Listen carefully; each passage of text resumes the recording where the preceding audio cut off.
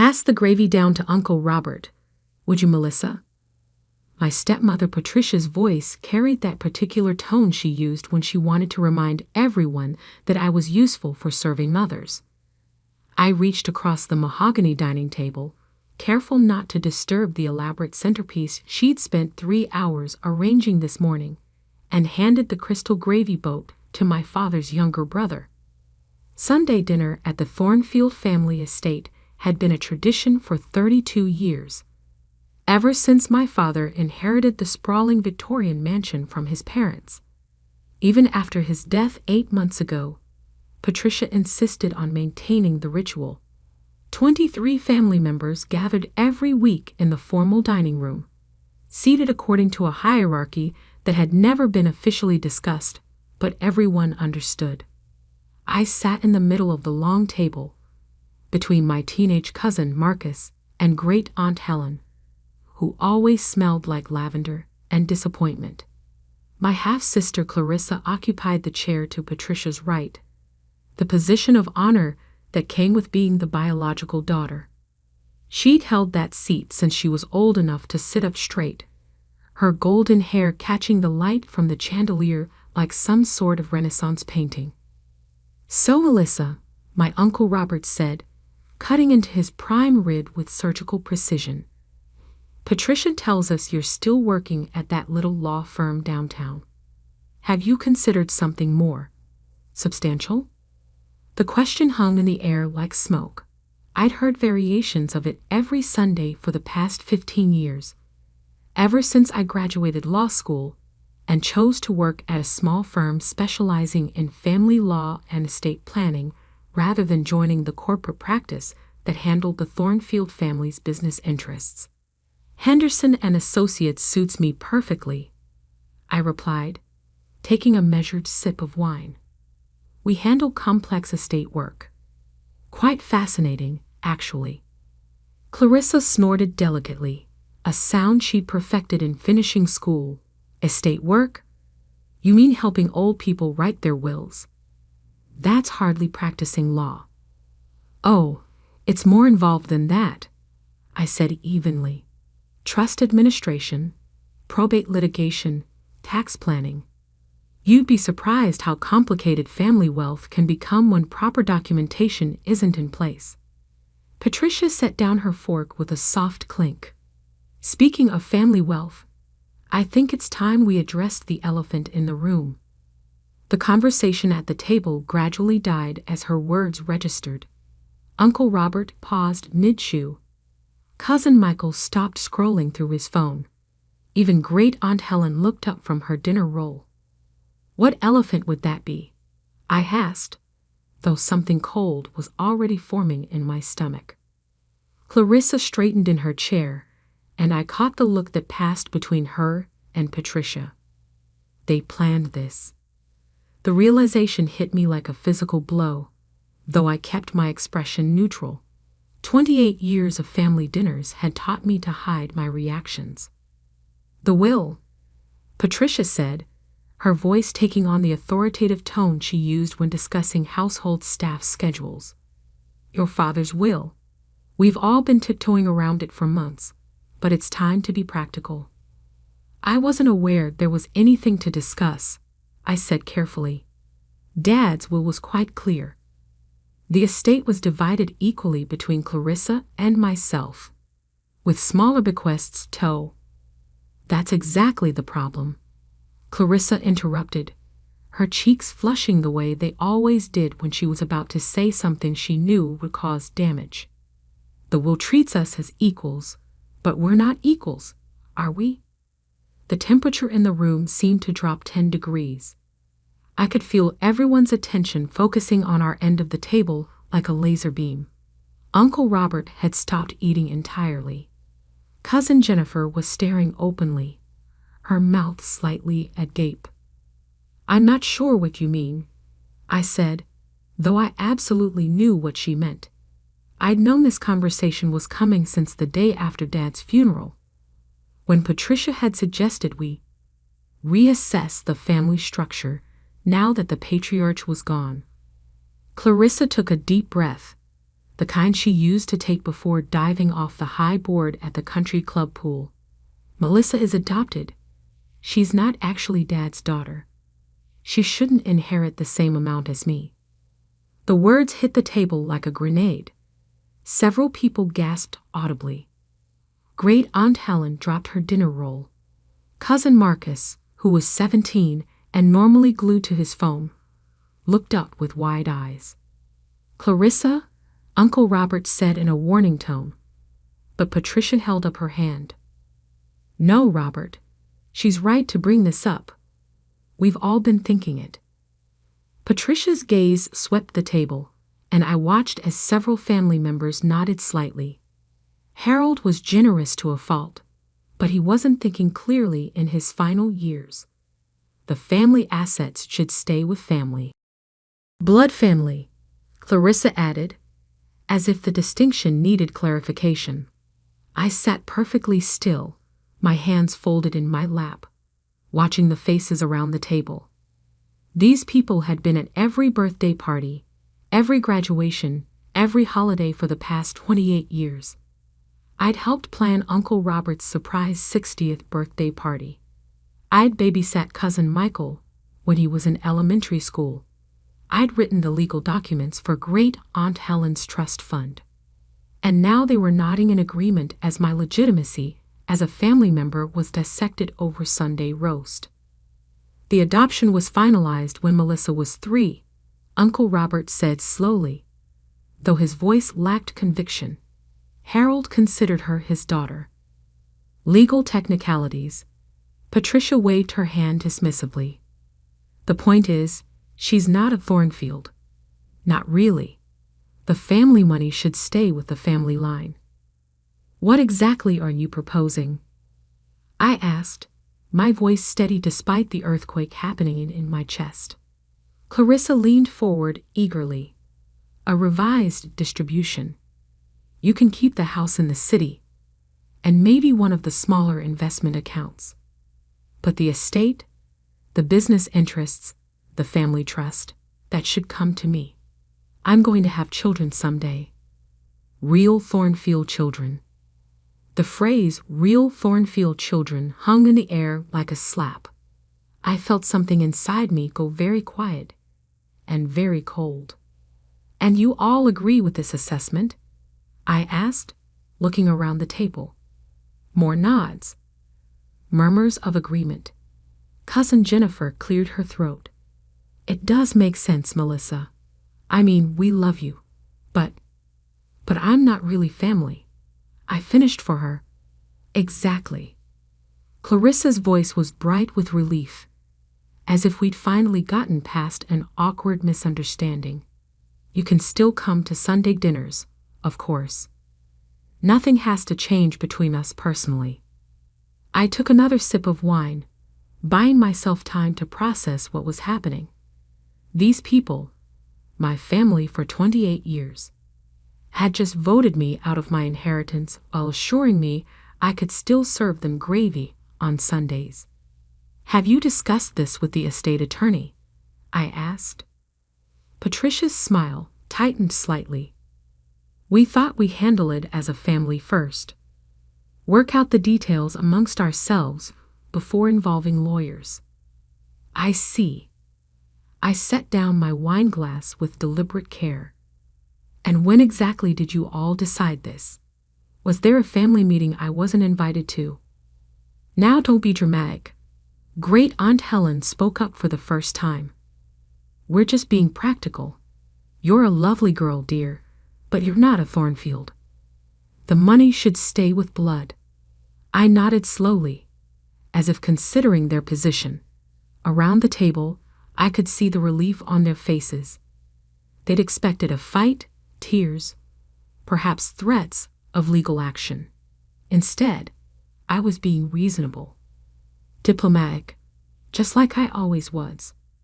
Well, I said finally, I can certainly understand your perspective.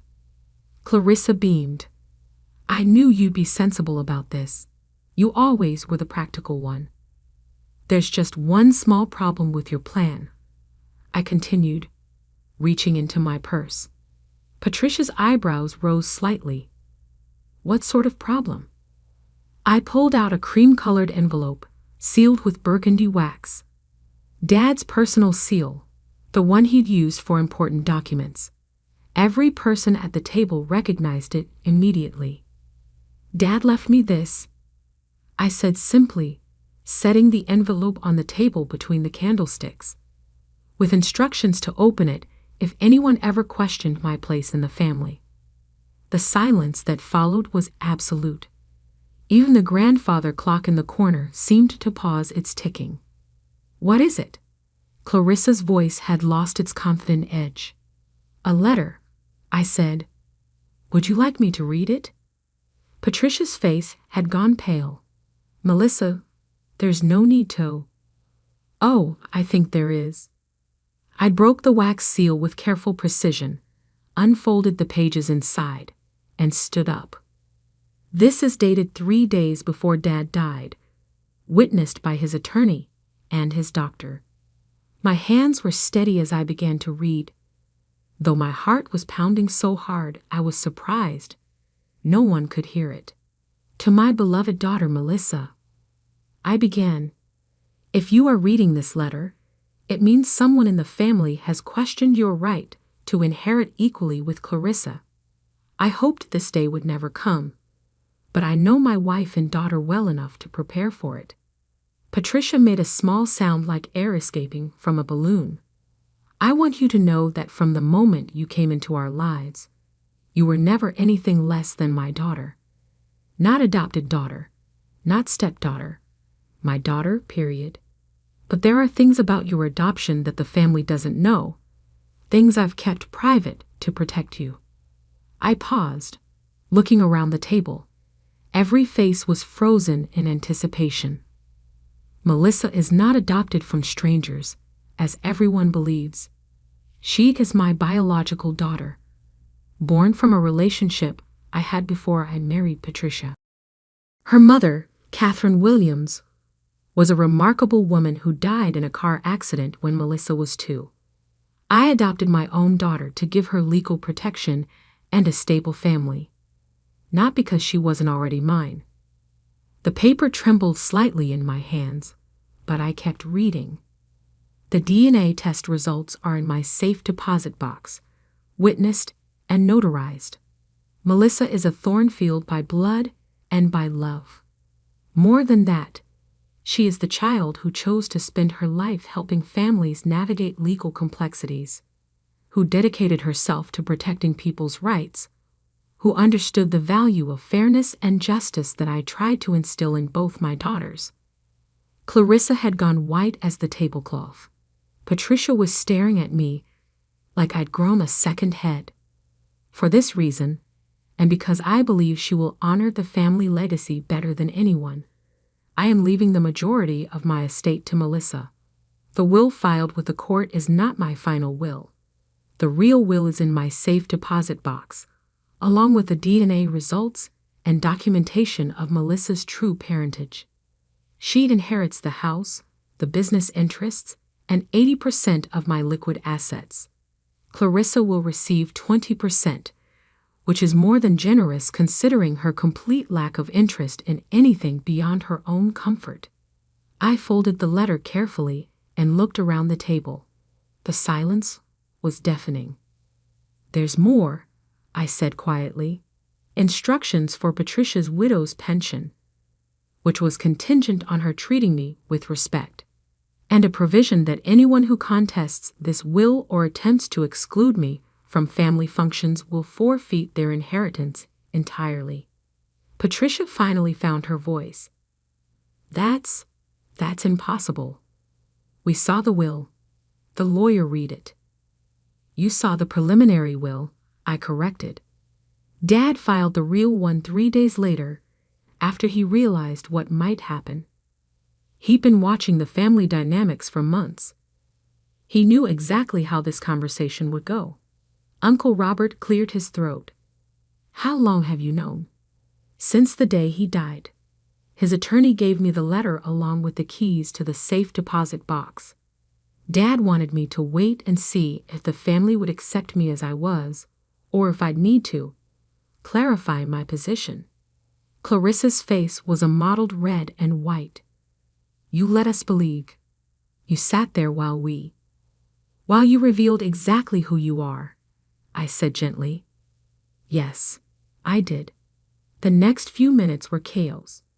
Patricia stood up so quickly, she knocked over her water glass.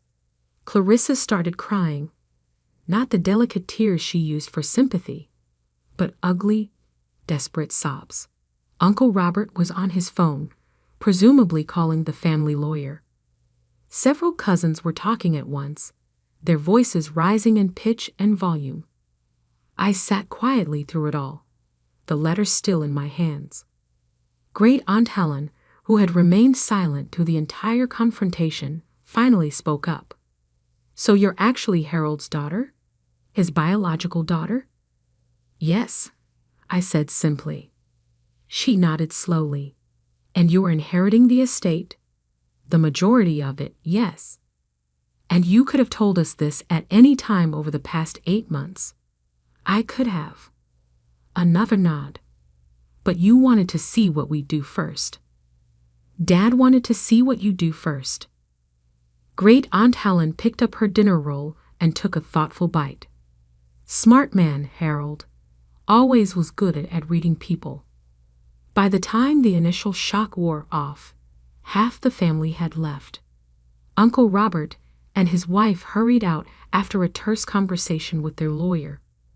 Several cousins made awkward excuses and disappeared. Even the household staff seemed to sense the shift in dynamics. I noticed the way Patricia's personal assistant started avoiding eye contact with her.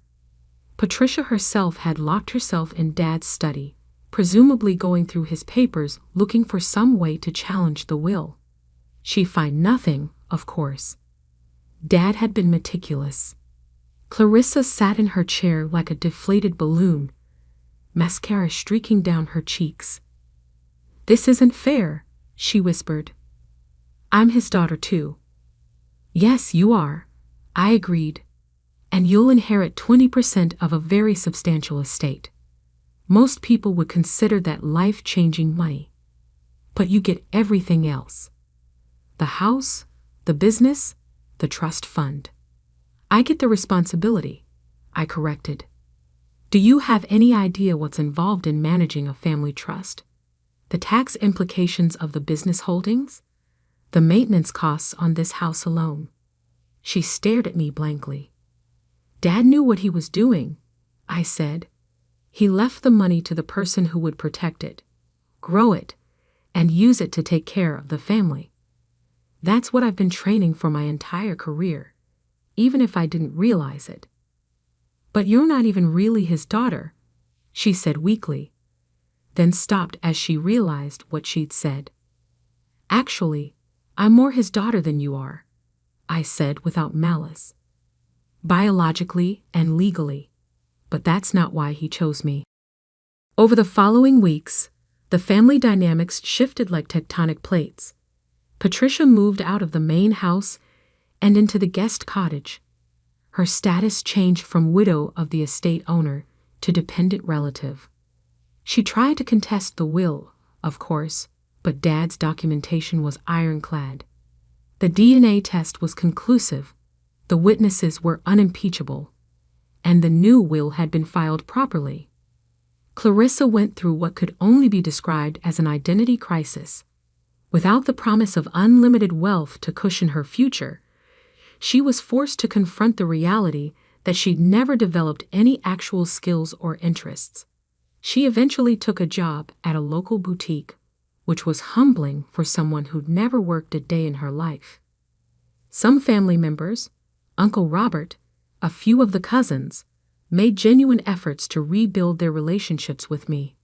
Others simply disappeared, unwilling to accept the new hierarchy. Great Aunt Helen, surprisingly, became one of my strongest allies. I always knew there was more to you than met the eye, she told me one Sunday over tea.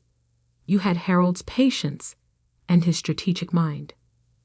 The business interests that Dad had built over 40 years were complex and far-reaching. real estate developments, investment portfolios, charitable foundations, and a small but profitable technology company that he'd started as a side project in the 1990s. Understanding it all, managing it responsibly, required exactly the kind of legal and financial expertise I'd been developing for the past decade. 6 months after that devastating Sunday dinner, I hosted my first board meeting as the primary beneficiary of the Thornfield Trust. The conference room at Henderson and Associates had never seen anything quite like it. 12 board members, 3 attorneys, and 2 accountants, all discussing the strategic direction of a $50 million family estate. Patricia attended, as required by the trust documents, but her role was purely advisory. She sat at the far end of the table, her face a mask of controlled resentment. Clarissa didn't attend at all. She'd waived her board position in exchange for early access to her inheritance. The quarterly reports show strong performance across all sectors, the portfolio manager announced. The real estate holdings have appreciated 12% this year, and the technology investments are exceeding projections. I nodded, making notes on the detailed financial statements. What about the charitable foundation? Are we meeting our distribution requirements? More than meeting them, the foundation's director replied. The scholarship program has expanded to include 3 additional universities, and the family services grants are making a real impact in the community. These were the conversations Dad had prepared me for, I realized. All those dinners where he discussed business strategy while Clarissa played with her phone. All those weekends when he'd invited me to review investment reports while she went shopping. He'd been training his successor, and everyone had assumed it would be his biological son he never had. After the meeting, as the board members filed out discussing lunch plans and golf schedules, Patricia approached my desk. She looked older than her 58 years, as if the stress of the past months had aged her prematurely. I want you to know I'm not giving up, she said quietly. Harold was my husband. This estate should be mine. I looked up from the financial reports I was reviewing. Actually, under Illinois law, you're entitled to exactly what Dad left you: the widow's pension and the cottage. The rest was his to distribute as he saw fit. You manipulated him, she said, her voice low and bitter. Turned him against his own wife and daughter. I helped old people write their wills, remember? I said gently. Dad taught me that family isn't about blood or marriage certificates. It's about who shows up, who takes responsibility, who protects the people they love. She stared at me for a long moment, then turned and walked away. That evening, I sat in Dad's study, my study now, going through his personal papers. Hidden behind the legal documents and financial statements, I found a folder marked, "For Melissa." Inside were photographs from my childhood, report cards he'd saved, copies of awards I'd won in school. At the bottom was a note in his handwriting. I always knew you'd be the one to carry this forward. You have your mother's compassion and my stubborn streak. Take care of them all, even the ones who don't deserve it. I folded the note carefully and placed it back in the folder. Outside the study windows, I could see the lights of the guest cottage where Patricia was probably planning her next legal challenge. Somewhere across town, Clarissa was working her shift at the boutique, learning for the first time what it meant to earn her own money. The family I'd grown up in was broken, perhaps irreparably. But the responsibility Dad had left me wasn't just about managing money. It was about rebuilding something better. The Sunday dinners continued, though the guest list was smaller now. The family trust continued to grow and support charitable causes. And slowly, carefully, I began reaching out to the family members who were willing to build new relationships based on respect rather than hierarchy. One Sunday evening, as I was closing up the study, I found Great Aunt Helen in the kitchen making tea. "You know," she said, handing me a cup, "your father would be proud. You handled all this with more grace than any of us deserved." "I had a good teacher," I replied. "Yes, you did. But you also had something Harold always hoped for, the wisdom to know when to be patient and when to act." She sipped her tea thoughtfully. "That letter wasn't just about the inheritance, was it? It was about showing everyone who you really are." I smiled. Dad always said the truth has a way of revealing itself when the time is right. And now? I looked around the kitchen where I'd helped prepare countless Sunday dinners, where I'd learned that family was about more than shared DNA or legal documents. Now we build something new, something better. Great Aunt Helen nodded approvingly. Harold would like that. He always believed in second chances. Third chances, in some cases, I said, thinking of the family members who were slowly, cautiously, trying to rebuild bridges they'd burned. "Well," she said with a slight smile, "that's what family is for." As I turned off the lights and locked up the house that night, I thought about the conversation that had started it all. Clarissa's declaration that I didn't count, that I wasn't really family, that I shouldn't inherit equally. She'd been wrong about almost everything, but in one sense, she'd been right. I wasn't the same person who'd sat quietly at that dinner table 8 months ago. I was Harold Thornfield's daughter, his chosen successor, and the guardian of his legacy. But more than that, I was someone who'd learned that true family isn't about who shares your blood.